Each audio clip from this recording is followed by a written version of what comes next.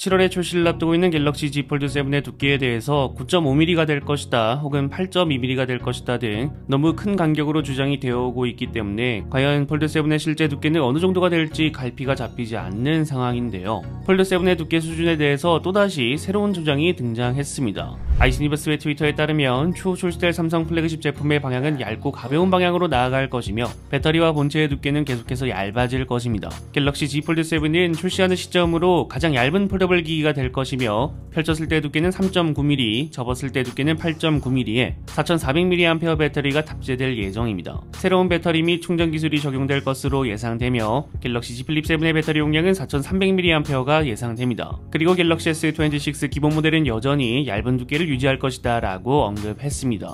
이러면 이야기가 굉장히 달라집니다. 폴드 7의 두께가 8.2mm가 될 것이다 라는 루머가 나오긴 했지만 이건 현실 가능성이 너무 떨어진다고 생각을 했고 원래 루머로 나오던 9.5mm가 폴드 7의 두께가 될 거라고 생각이 됐었거든요. 그렇기 때문에 9.5mm에 4400mAh 배터리가 재탕된다는 것은 갤럭시 Z 폴드 6와 갤럭시 Z 폴드 스페셜 에디션과 비교했을 때는 두께가 얇아지면서 배터리가 유지되는 거라 개선이 되긴 된 거지만 다른 제조사에서 출시되는 폴더블 스마트폰과 비교했을 때는 두께가 더 두껍기도 하고 배터리 용량도 떨어지는 거라 아쉬움이 느껴질 수밖에 없었는데요. 그런데 8.9mm로 출시가 된다면 좀 이야기가 달라집니다. 심지어 출시 시점에서 가장 얇은 두께를 가진 폴더블 스마트폰이라는 타이틀까지 달고 있으면 받아들여지는 느낌은 더욱더 커지겠죠. 갤럭시 Z 폴드 7의 최대 경쟁적인 오포의 파인드 M5의 두께가 8.93mm이기 때문에 폴드 7이 가장 얇은 두께의 폴더블 폰이면서 8.9mm 정도의 두께를 가졌다면 파인드 M5보다 0.0mm 정도 더 얇은 두께를 가진 것으로 예상됩니다. 문제는 아직 배터리가 큰 폭으로 차이가 난다는 겁니다.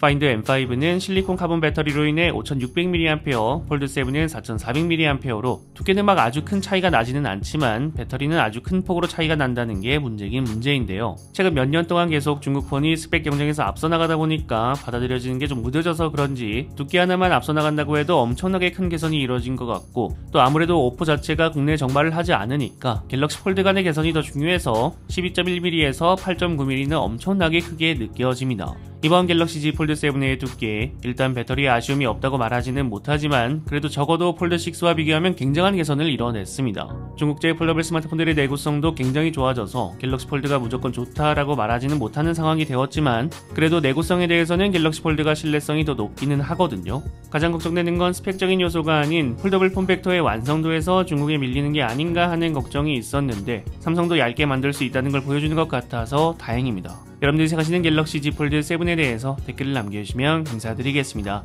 시청해주셔서 감사합니다. 지금까지 알비였습니다.